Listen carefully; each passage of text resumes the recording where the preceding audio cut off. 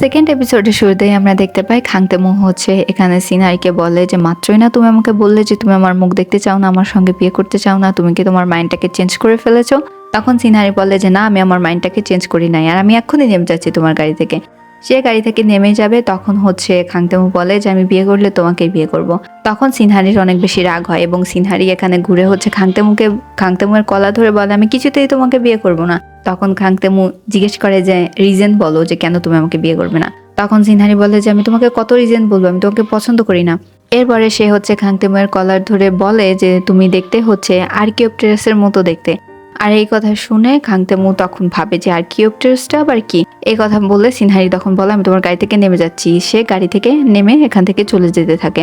আমরা দেখতে পাই যে খাংতেমু তার অ্যাসিস্ট্যান্টকে জিজ্ঞেস করলে যে আর্কিওপটেরাসটা আবার কি। তার অ্যাসিস্ট্যান্ট গুগলে সার্চ দিয়ে দেখে যে আর্কিওপটেরাস হচ্ছে ড্রাগনের একটা বংশধর, সে দেখতে এরকম উইয়ার্ড। তখন খাংতেমু জিজ্ঞেস করে কি আমি এটার মতো দেখতে কোন অ্যাঙ্গেল থেকে? অ্যাসিস্ট্যান্ট বলে যে মেয়েদের চোখে না জানি কি আছে, হ্যাঁ আসলে আপনি কিছুটা এরকম দেখতে, আপনার নাক এর মতো, আপনার চোখগুলোও ছোট ছোট আর্কিওপটেরাসের মতো।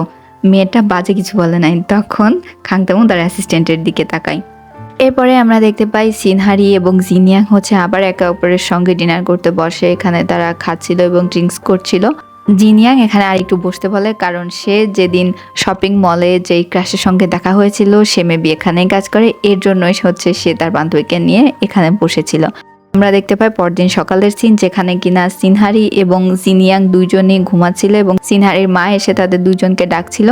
এখানে তার মা তাদেরকে বলে যে কালকে রাত্রে তোমাদের কি হয়েছিল, কি করেছো, তোমরা কি ভুলে গিয়েছো? আমাদেরকে ওই দিন রাত্রের সিন দেখানো হয়, যেখানে সিনহারি এবং জিনিয়াং দুইজনে ড্রিঙ্ক করতে করতে অনেক বেশি টাল্লি হয়ে যায় এবং তারা রাস্তা দিয়ে ঠিকমতো হাঁটতেও পারছিল না। পুলিশ তাদেরকে ধরে এবং বাসায় নিয়ে আসে। আর এখানে তারা আনবান্তি বকছিল দুজন রাত্রে। তারপরে সিনহারির মা তাদেরকে রুমে নিয়ে আটকে দেয় এবং তারা সেখানেই ঘুমিয়ে পড়ে এবং সিনহারি ও জিনিয়াং এই কথাটা ভেবে অনেক বেশি লজ্জাবোধ করতে থাকে। এরপরে তারা দুই বান্ধবী নিজেদের কাজের উদ্দেশ্যে বের হয়ে যায়। আমরা সিনহারিকে দেখতে পাই, সে তার অফিসে চলে যায় এবং এখানে সে তার কাজই করছিল। এমন সময় তার সঙ্গে থাকা একজন কালিগ, যার নাম হচ্ছে হাইজি, তার ফোনে হচ্ছে মিনিও কল করে, যে কিনা সিনহারির ফ্রেন্ড প্লাস ক্রাশ ছিল। সো এখানে এই ব্যাপারটা সবাই দেখে অনেক বেশি অবাক হয়। সিনহারি অনেক বেশি অবাক হয়ে যায়। কল দেখে সে ভাবে হয়তো তারা ডেট করছে। সিনহারির মনটা একটু ফিকে হয়ে যায় এবং তার এই কালিগ তখনই মিনিওয়ের কল পেয়ে এখান থেকে বের হয়ে যায়। আমরা দেখতে পাই যে সিনহারিও তার পিছু পিছু বের হয়ে যায় এবং দেখতে থাকে যে কি করছে।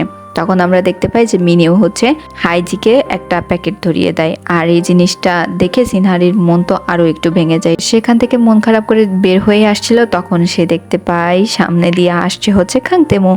সে তাড়াহুড়ো করে এখান থেকে যেতে গিয়ে ধাক্কা লেগে তার পা স্লিপ করে তার একটা স্লিপার গিয়ে নাকে লাগে হচ্ছে খাংতেমুয়ের, এবং খাংতেমুয়ের নাক দিয়ে যখন রক্ত পড়ছিল তখন খাংতেমুয়ের স্লিপারটা উঠায় এবং উঠে বলে যে স্লিপারটা কার। আমরা তখন দেখতে পাই হচ্ছে সিনহারিকে, সে পেছনের দিকে না তাকিয়ে দৌড়াতে থাকে আর খাংতেমু এই স্যান্ডেলটা হাতে নিয়েই সিনহারির পেছনে দৌড়াচ্ছিল। সিনহারি দৌড়াতেই থাকে অনেক দৌড়াতে দৌড়াতে একটা লিফটে চলে যায়। তখন সেখানে হচ্ছে খাংতেমু চলে আসে এবং সিনহারি তখন চুল দিয়ে তার মুখটাকে ঢেকে নেয় এবং সে বলে যে সরি বস, আমি ইচ্ছা করে করি নাই। তখন খাংতেমু সিনহারিকে বলে যে তুমি ডাম্পলিং এর রেসিপিটা দিয়েছিলে না, যেটা লাস্ট টাইম হিট করেছিল? সিনহারি তখন হ্যাঁ বলে দেয়। তখন খাংতেমু সিনহারি স্লিপারটা দিয়ে বলে যে এটা পরে নাও। একথা বলে খাংতেমু সিনহারিকে কিছু না বলে এখান থেকে চলে যায়। এরপরে আমরা সিনহারিকে দেখতে পাই, সে বলে যে এই যাত্রায় তো বেঁচে গেলাম, তা না হলে খাংতেমের কাছে ধরাই পড়ে যাচ্ছিলাম যে আমি নকল জিনিয়াং। এদিকে আমরা দেখতে পাই সে যখন তার টিম মেম্বারদের কাছে ফিরে আসে, সে দেখতে পাই হাইজির মন অনেক বেশি খারাপ। ইয়ং হচ্ছে হাইজিকে জিজ্ঞেস করে যে কি হয়েছে। তখন হাইজি বলে যে সে হচ্ছে মিন ইউকে পছন্দ করতো, যে কিনা সিনহারির ফ্রেন্ড ছিল।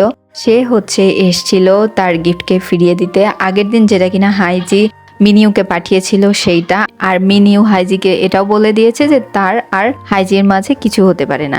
আর এই কথা শুনে সিনহারি তো অনেক বেশি খুশি হয়ে যায়। সিনহারি হেসে ফেলে সবার সামনে। এরপর সিনহারি বলে যে আমার একটু কাজ আছে, এই কথা বলে সেখান থেকে বের হয়ে যায়। ইয়ংকে দেখতে পাই, সে হচ্ছে হাইজিকে বলে যে আমাদের টিম মেম্বারদের মাঝে আর একজন আছে যে কিনা মিনিউকে পছন্দ করে। ইয়ং বলে সিনহারিকে দেখে বুঝতে পারো না যে আমাদের সিনহারিও হচ্ছে মিনিউকে মনে মনে পছন্দ করে। এদিকে আমরা দেখতে পাই হচ্ছে জিনিয়াংকে, যে কিনা তার গাড়ি পার্ক করার সময় তার গাড়ির সঙ্গে ঠোকর লাগে হচ্ছে খাংতেমুয়ের গাড়ির। তখন খাংতেমু এবং তার অ্যাসিস্ট্যান্ট বের হয়। এরপরে আমরা দেখতে পাই জিনিয়াং হচ্ছে এখানে বলে তার কার্ডটা দিয়ে যে কোনো হেল্প লাগলে এইখানে যোগাযোগ করতে। আর তখন অ্যাসিস্ট্যান্ট মানে সাংহন কার্ডটা দেখে বলে আপনি জিনিয়াংসি। পাশ থেকে হচ্ছে খাংতেমু এসে বলে যে নকল জিনিয়াংসি হতে তোমাকে কে বলেছে? তখন জিনিয়াংসি বলে যে আমি আসল জিনিয়াংসি।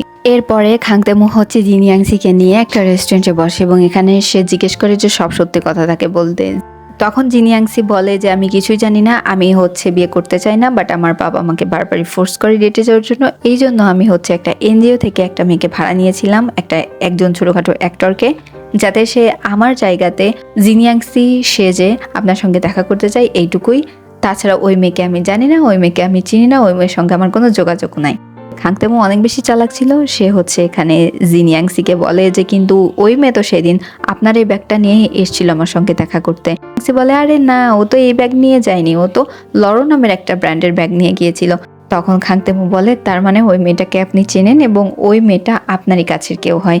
তখন তো জিনিয়াংসি ধরা পড়ে যায়, কি বলবো বুঝতে পারছিল না। তখন খাংতেমু বলে যে আমি জানতে চাই না যে ওই মেয়ের সঙ্গে আপনার কি রিলেশন আছে, বাট আমি শুধু ওই মেয়ের সঙ্গে আবার দেখা করতে চাই এবং তার ব্যবস্থা আপনাকেই আমাকে করে দিতে হবে, তা না হলে আমি তো ছাড়বই না, আমি একটা ফোন দিলেই ওই মেয়ের সকল ডিটেলস আমার কাছে চলে আসবে। তখন জিনিয়াংসি বলে আচ্ছা কোনো ব্যাপার না, আমি ওই মেয়েকে আপনার সঙ্গে দেখা করিয়ে দেওয়ার ব্যবস্থা করে দেবো।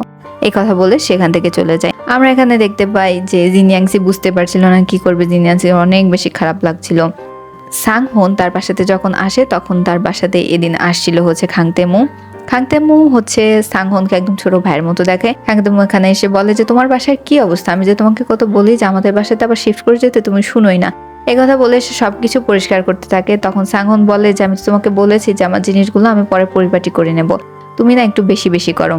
এদিকে পরের দিন সকালের সিন আমাদেরকে দেখানো হয় যেখানে জিনিয়াংসি হচ্ছে যায় সিনহারির বাসায়। সিনহারির বাসাতে গিয়ে সেখানে অনেক বেশি প্যাম্পার করতে থাকে সিনহারিকে শপিং এ নিয়ে যায়, অনেক সুন্দর করে সাজায়, একটা রেস্টুরেন্টে খেতে যায়। তখন সিনহারি জিনিয়াংকে জিজ্ঞেস করে যে কি ব্যাপার, তুমি এরকম বিহেভ কেন করছো? সিনহারি বলে দোস্ত এবারের মতো আমাকে বাঁচিয়ে নে। সিনহারি তখন বলে তুমি আবার কি প্যাচ কষেছ আমাকে বলো তো। তখন জিনিয়াংসি বলে আসলে খাংতেমু তোর সঙ্গে দেখা করতে চায় আর সে বুঝে গিয়েছে যে তুই হচ্ছিস নকল জিনিয়াংসি আর তার জন্য আমি তোকে এখানে নিয়ে আসছি।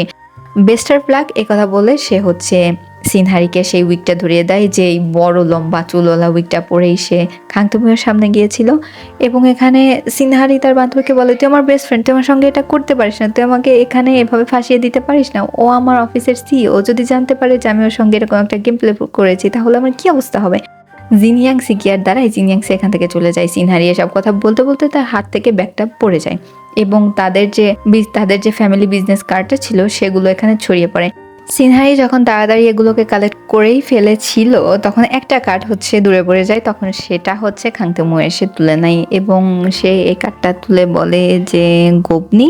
তখন সিনহারি বলে যে হ্যাঁ এটা হচ্ছে আমাদের ফ্যামিলি রেস্টুরেন্টের কার্ডটা শুনে এবং বলে যে তোমার আসল নাম কি, নকল জিনিয়াংসি। সিনহারি তো ঘাবড়ে যায়। তখন সিনহারি বলে সিন বলে সে চুপ হয়ে যায়, যে সিনহারি যদি তার আসল নামটা বলে দেয় তাহলে খাংতেমুয়ের অফিসে যে সে কাজ করে এটা তো খাংতেমু বুঝে ফেলতে পারে। এই জন্য সিনহারি তার নাম একটা ভুল নাম বলে, সে বলে আমার নাম হচ্ছে সিন গুমহি, সত্যি কথা বলছো তো? সিনহারি তখন হ্যাঁ বলে দেয়। এরপরে খাংতেমু জিজ্ঞেস করে যে তুমি এই কাজটা আমার সঙ্গে কেন করলে, তুমি আমার সময়টা কেন নষ্ট করলে?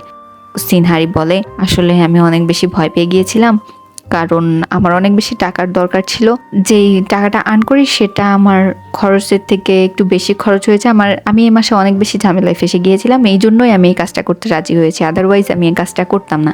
তখন খাংতেমু বলে ও তার মানে তোমার কাজ শুধু ধোকা দেয় না, তুমি অফিসিয়াল কোনো কাজও করো, তুমি কোন অফিসে চাকরি করো? তখন সিনহারি অফিসের নাম বলে না, সে বলে আমি একটা ছোট অনেক বেশি ছোট একটা অফিসে কাজ করি। খাংতেমু বলে যে তোমাকে কত পে করেছিল জিনিয়াংসি? সিনহারি বলে যে 8 লাখ ইউয়ান। এরপরে সিনহারি এখানে খাংতেমুকে বলে যে আমি যা করেছি অনেক বেশি ভুল করেছি, আমি অনেক বেশি দুঃখিত। এসব কথা বলে সিনহারি এখানে আরো বলেছিল যে তার যদি কোনোদিন প্রয়োজন হয় তাহলে সিনহারি তার আপ্রাণ চেষ্টা করবে খাংতেমুকে হেল্প করার জন্য। খাংতেমু বলে যে যখন আমার প্রয়োজন হবে তখন আমি তোমার সঙ্গে কিভাবে যোগাযোগ করব, তাই যখন আমি ফোন দিব তখন তুমি তাড়াতাড়ি ফোনটাকে রিসিভ করবে। সিনহারি তো একটু অবাক হয়ে যায়, তারপর এখান থেকে চলে যায়। আমরা বাসাতে দেখতে পাই যখন খাংতেমু বাসাতে ফেরে তখন তার দাদু জিজ্ঞেস করে যে কি অবস্থা। খাংতেমু তখন বলে যে তার একজন গার্লফ্রেন্ড আছে আর সেজন্যই সে বিয়ে করতে চায় না, বাট তার গার্লফ্রেন্ডের সঙ্গে তার একটু ব্রেকআপ হয়ে গিয়েছে। এসব কথা শুনে দাদু বলে যে আচ্ছা কোনো টেনশন নেই, আমি তো লিস্ট তৈরি করে রেখেছি, তো কালকে তুমি আমার ডেটে যাচ্ছ। আমরা এখানে সিনহারিকে দেখতে পাই, সে যখন তার বাসাতে আসে তখন সে দেখতে পায় যে তার বান্ধবী জিনিয়াং তাদের রেস্টুরেন্টে কাজ করছে। জিনিয়াং সিকে সিনহারি ধরে এবং বলে তুই আমার বেস্ট ফ্রেন্ড হয়ে তুই আমার সঙ্গে এরকম একটা কাজ কি করে করতে পারলি। দুজনে একদম একটা ছোটখাটো ফাইট করতে থাকে। এরপরে বাসাতে বসে জিনিয়াং সি হচ্ছে তার বান্ধবীকে বোঝায় দেখ এটা কোনো ব্যাপারই না, কত সহজেই সলভ হয়ে গেল ব্যাপারটা। জিনিয়াং সি সিনহারিকে বলে যে ও তোকে আর কখনোই ফোন দিবে না, সো সব নিয়ে তুই আর ভাবিস না। তখন সিনহারির মা চলে আসে এবং বলে যে তুই এই কিউট মেয়েটাকে কেন মারছিস, তুই কেমন যেন একটু টম বয় টাইপের, এসব কথা বলে সে এখান থেকে জিনিয়াং সিকে নিয়ে চলে যায়।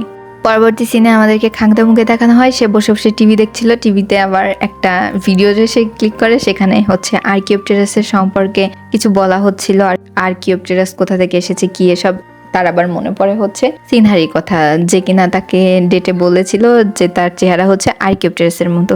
একথা ভেবে তার অনেক বেশি রাগ হয়। সে সাথে সাথেই তখন ভোর 4টার সময় সিনহারিকে কল দেয় এবং সে ফোন দিয়ে বলে মি শিন গুমহি। তখন সিনহারি বলে আরে শিন গুমহি আবার কে, এই কথা বলে সে দেখে যে এটা তো খাংতেমুর বয়স। সে বলে হ্যাঁ আমি শিন গুমহি, আপনি কি খাংতেমু? খাংতেমু তখন বলে হ্যাঁ। তখন সিনহারি খাংতেমুকে জিজ্ঞেস করে যে আপনি আমাকে এত সকালে কেন ফোন করেছেন। এরপরে খাংতেমু বলে আমি তোমাকে ফোন করেছি এটা দেখার জন্য যে তুমি আবার তোমার ফোনটাকে অফ করে রেখেছো নাকি এবং আমার ফোনটা রিসিভ করো কি না করো এই জন্য। সিনহারি একটু অবাক হয়ে যায় এবং বলে সকাল সকাল আমার ঘুমটাকে ভেঙে দিল। আর এদিকে খাংতেমু হচ্ছে বলে তোমাকে আমি নিশ্চিন্তে ঘুমাতেও দেবো না। আমরা এদিকে দেখতে পাই হচ্ছে অফিসে যখন খাংতেমু আসে তখন তার সঙ্গে দেখা করতে আসে হচ্ছে অ্যাসিস্ট্যান্ট প্লাস ব্রাদার সাংহন। এসে তখন খাংতেমুকে বলে যে তোমার জন্য গ্র্যান্ডপা যে ডেটগুলোকে ফিক্স করেছে সেগুলোর জন্য আমি আজকে শিডিউল তৈরি করে ফেলেছি, চলো তোমাকে ডেটে নিয়ে যেতে বলেছে গ্র্যান্ডপা। আমরা এখানে দেখতে পাই যে ইচ্ছা না থাকার সত্ত্বেও খাংতেমুয়ের যা লাগে এবং খাংতেমু একের পর এক মেয়ের সঙ্গে ডেটে যায়, কিন্তু একটা মেয়েকেও তার ভালো লাগে না। সাংহন হচ্ছে বলে এখন আপনাকে যেতে হবে জাপানে, সেখানেও একটা মেয়ের সঙ্গে আপনার ডেট ফিক্সড করা হয়েছে, সো সেখানেও যায়। পরে যখন খাংতেমু বাসায় ফিরে আসে তখন তার গ্র্যান্ডপা বলে যে কোন মেয়েটাকে ভালো লাগলো। তখন খাংতেমু বলে যে আমার একটা মেয়েকেও ভালো লাগে না এই ডেটে গিয়ে। গ্র্যান্ডপা তার হাতে আরো একটা খাতার মতো লিস্ট ধরিয়ে দেয়, বলে যে কোনো ব্যাপার না, এখানে আরো মেয়ের লিস্ট করা আছে। খাংতেমু তো অবাক হয়ে যায় এবং বলে যে তোমার কি একটু দিলে রহম আসে না। তখন তার দাদু বলে সবই সম্ভব, সবই করতে হবে লাইফে। পরদিন আমরা দেখতে পাই খাংতেমু হচ্ছে ফোন দেয় সিনহারিকে এবং সে সিনহারির সঙ্গে দেখা করতে চায়। তখন সিনহারি দেখা করতে রাজি না হলে তখন খাংতেমু বলে যে আমি কি তোমার নামে কেস করব, তুমি আমাকে যে ধোকা দিয়েছো। সিনহারি বলে না না না কোনো ব্যাপার না, আমি দেখা করতে আসছি, আমি তো অনেক দূরে থাকি, আপনি কিভাবে আসবেন, অন্য কোনো দিন দেখা করি। সিনহারি বলে না তুমি কোথায় থাকো আমাকে বলো, আমি সেখানে চলে আসছি, নাকি তোমাদের যে ফ্যামিলি রেস্টুরেন্টটা আছে আমি সেখানে চলে যাব। তখন সিনহারি বলে না না সেখানে যাওয়ার দরকার নেই। এরপর সে উদ্ভট একটা দূরের জায়গার নাম বলে। এখানে তো খাংতেমু আগে থেকে এসে বসে থাকে, সিনহারিকে ফোন দেয়। সিনহারিও তখন তার অফিস থেকে বের হয়ে এখানে আসে এবং সিনহারিকে খাংতেমু জিজ্ঞেস করে তোমার অফিস যদি কাছে হয় তাহলে তুমি এত লেট করে কেন আসলে। সিনহারি বলে অফিসের যে কি প্রেশার। আর এখানে আমরা দেখতে পাই এটা মূলত একটা বাচ্চাদের ছোটখাটো পার্ক ছিল। সিনহারিকে বলে যে আমি তোমার সঙ্গে একটা ডিল করতে চাই। সিনহারি তখন বলে কি ডিল। খাংতেমু বলে যে চলো বাইরে গিয়ে বলছি। এরপরে সে বাইরে এসে বলে যেহেতু তুমি অনেক ভালো অ্যাক্টিং করো, তুমি আগেও অ্যাক্টিং করেছো আমার সামনে জিনিয়াং সি সেজে, সো গুমহি এখন তোমাকে আমার গার্লফ্রেন্ড হয়ে অ্যাক্টিং করতে হবে আমার গ্র্যান্ডপায়ের সামনে, যাতে সে এই সব ব্লাইন্ড ডেটে আমাকে আর না পাঠায়, আর এই হেল্পটা তোমাকে করতে হবে। সিনহারি বলে যে না আমি এই কাজটা করতে পারবো না। খাংতেমু বলে যে না তোমাকে এই কাজটা করতে হবে, তোমাকে যেন জিনিয়াং কত দিয়েছিল 8 লাখ ইউয়ান তাই তো, তোমাকে আমি 16 লাখ ইউয়ান দেবো। যতবার তুমি আমার গ্র্যান্ডপার সঙ্গে দেখা করবে আমি তোমাকে ততবারই 16 লাখ ইউয়ান করে দিব। আর এই কথা শুনে তখন সিনহারির মনে পড়ে তার চাইল্ডহুডের কথা, চাইল্ডহুডের না টিনেজ যখন ছিল তখনকার কথা। সিনহারিদের ফ্যামিলি মূলত টাকা পয়সার দিক থেকে অনেক বেশি মধ্যবিত্ত, সো তার বাবা মা প্রায় হচ্ছে দেনাতে ডুবে থাকতো। আর সিনহারি অনেক বেশি কঠোর পরিশ্রম করতো, তার টাকাগুলো এনে সে তার বাবা মাকে দিত। খাংতেমু তার গাড়িতে নিয়ে গিয়ে সিনহারিকে বলে যে এই কাজটা তোমাকে করতেই হবে, তুমি তোমাকে বলেছিলে যে তুমি আমাকে হেল্প করবে। সিনহারি বলে যে ওকে ঠিক আছে, আমি আপনাকে ভেবে চিনতে জানাবো, আমি এখনই হ্যাঁ বলছি না। খাংতেমু বাসাতে আসে, তার গ্র্যান্ডপা তাকে জিজ্ঞেস করেছে সে তো কোন কোথায় ছিল। তখন খাংতেমু বলে যে আমি আসলে একজনকে পছন্দ করি। তখন তার গ্র্যান্ডপা বলে তোমার পছন্দ আছে, আচ্ছা ঠিক আছে আমি সেই মেয়ের সঙ্গে দেখা করতে চাই। তখন খাংতেমু বলে যে ওকে ঠিক আছে আমি দেখছি। রাত্রে আমরা দেখতে পাই সিনহারি হচ্ছে একটা প্রজেক্টে কাজ করছিল। সে তার সেই মিনিউকে তাদের অফিসের সঙ্গে কোলাপ করাতে চায়। সে এই প্রজেক্টটা তৈরি করছিল। তখনই খাংতেমু সিনহারিকে ফোন দেয় এবং তাকে নিচে আসতে বলে, কারণ সে তাদের রেস্টুরেন্টের সামনেই ছিল। তখন সিনহারি আসতে না চাইলে খাংতেমু বলে যে আমি তাহলে ভেতরে চলে আসছি। সিনহারি বলেন না, আপনার আসার দরকার নেই, আমি আসছি। সে অনেক হেভি মেকআপ দেয় যাতে খাংতেমুর সঙ্গে হুট করেই তার দেখা হয়ে গেলে অফিসে খাংতেমু যেন তাকে চিনতে না পারে। সেখানে আসে, বলে যে তুমি সবসময় এরকম মেকআপ করে থাকো? বলে যে হ্যাঁ, আমি পরিপাটি থাকতে পছন্দ করি। খাংতেমু বলে তুমি পাজামাসে বসে আছো কিন্তু এত হেভি মেকআপে। সিনহারি বলে আমি মেকআপ করতে পছন্দ করি, আপনার কোনো সমস্যা? খাংতেমু বলে না।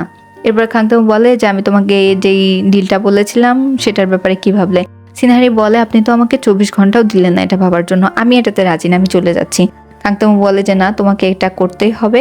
কালকে তুমি আমার দেওয়া অ্যাড্রেসে চলে আসবে, সেখানেই আমরা এই প্রজেক্টের ব্যাপারে সকল কাগজ আমি তৈরি করে রাখবো, আর এটাই ফাইনাল। এই কথা বলতে বলতেই তখন হচ্ছে সিনহারির ভাই চলে আসছিল। সিনহারি খাংতেমুকে সরিয়ে নিতে যায় সেখান থেকে, এবং সিনহারি খাংতেমুয়ের গায়ের উপরে পড়ে গেলে তাদের দুজনের কিস হয়ে যায়। আর এখানেই সেকেন্ড এপিসোডটা শেষ হয়ে যায়। ভিডিওটা ভালো লাগলে সাথেই থাকবেন।